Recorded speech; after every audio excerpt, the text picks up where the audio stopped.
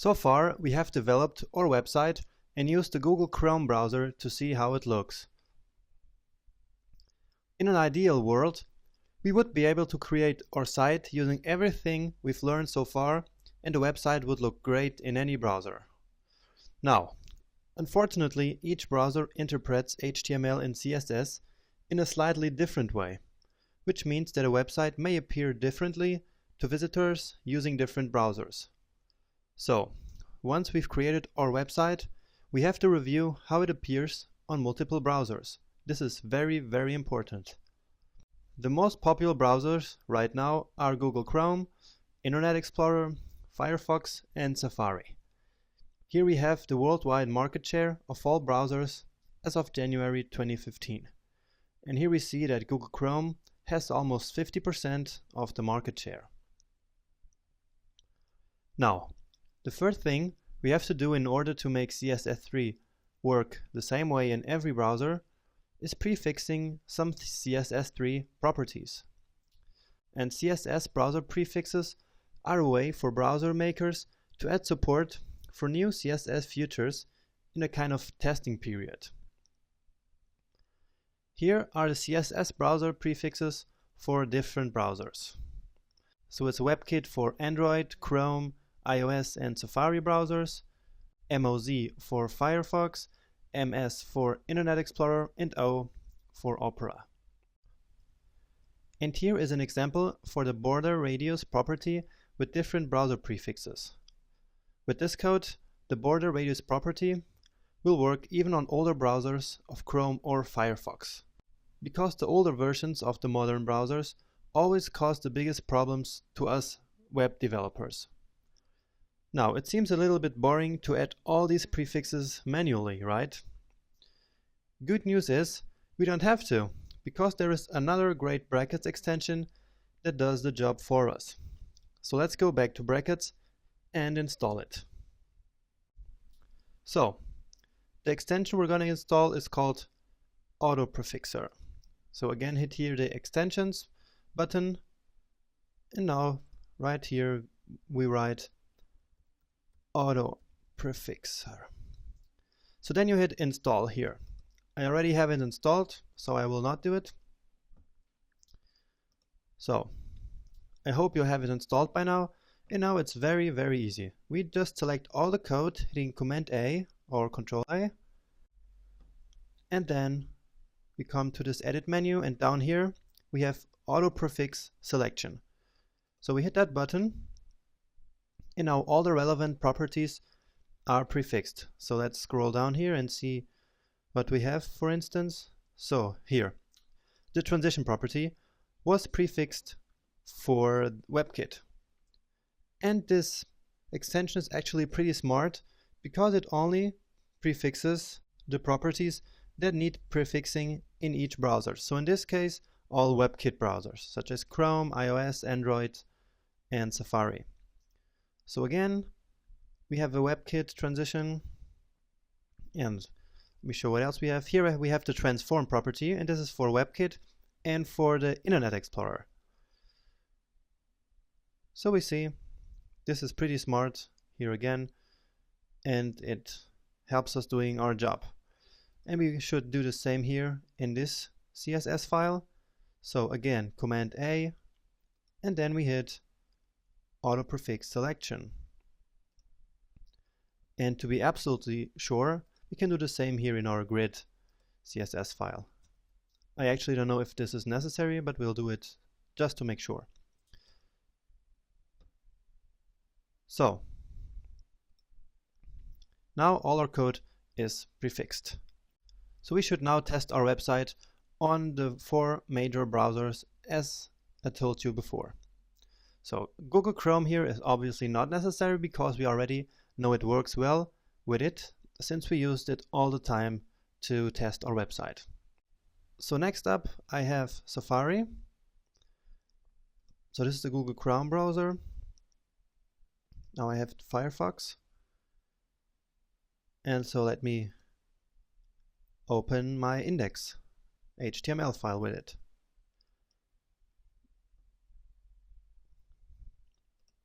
Alright, So this is Firefox, and well, we see that everything works exactly the way as it works in Google Chrome, right?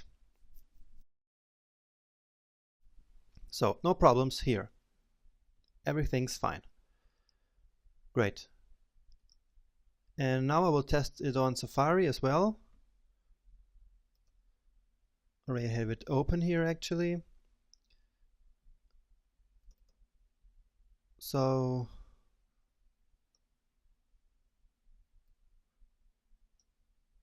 it doesn't work this way. Okay, so I will make open with Safari. And here we go. Again, let's test it. Let's see if everything works. So all these animations work, all our effects, and so things look a little different here.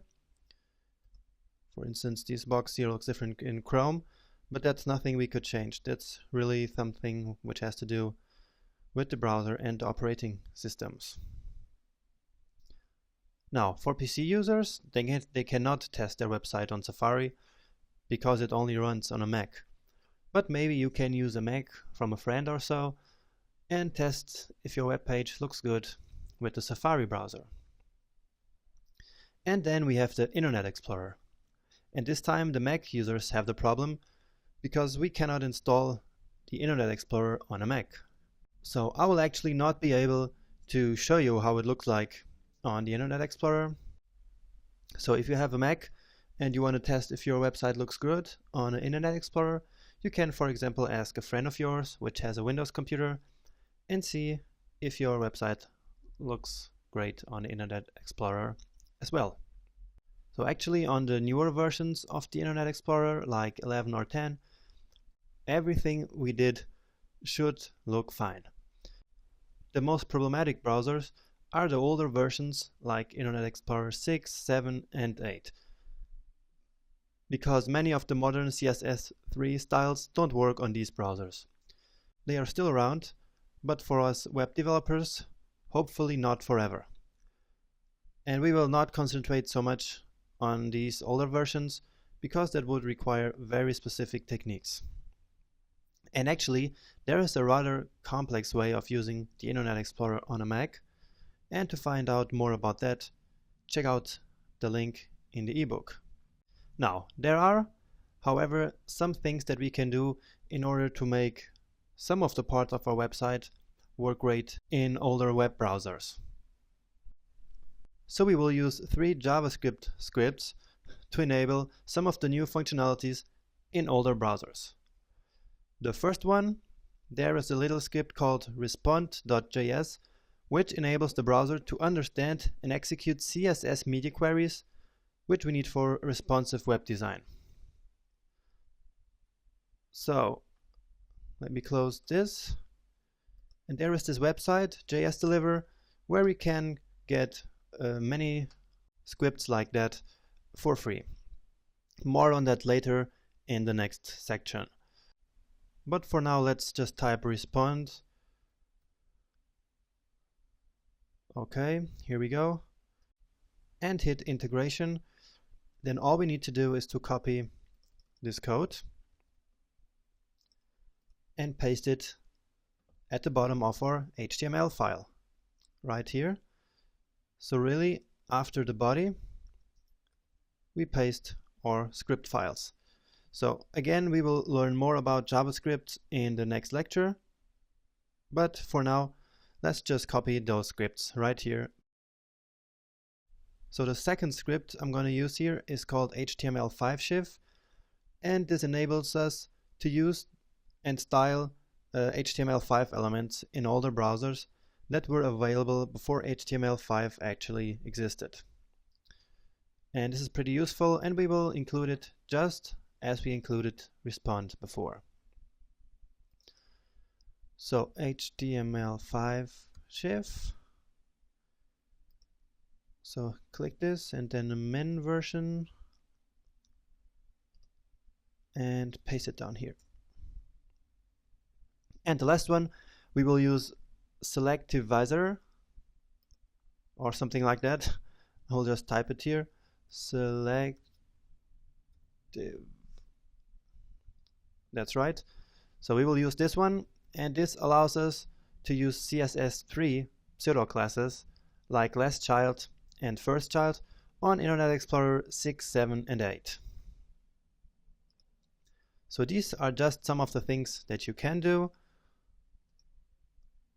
There are many more, but these are some simple solutions.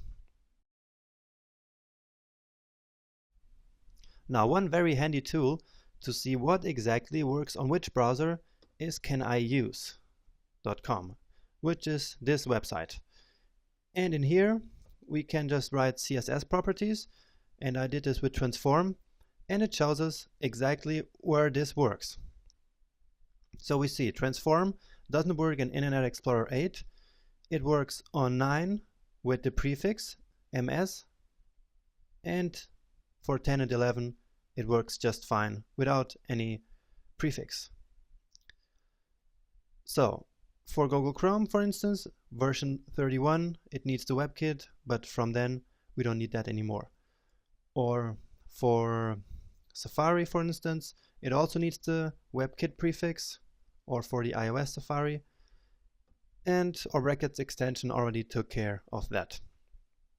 So whenever we need to know if a CSS property works or not on a certain browser, we can use this very handy website. So for me, this part is the most boring part of the web developer work, working with all the browsers and looking what works and what doesn't. But well, we still have to do it because it is super important that we make our website work on as many browsers as possible. So, and with this lecture we close this section where we built the static part of our website project with HTML and CSS. And it is already great.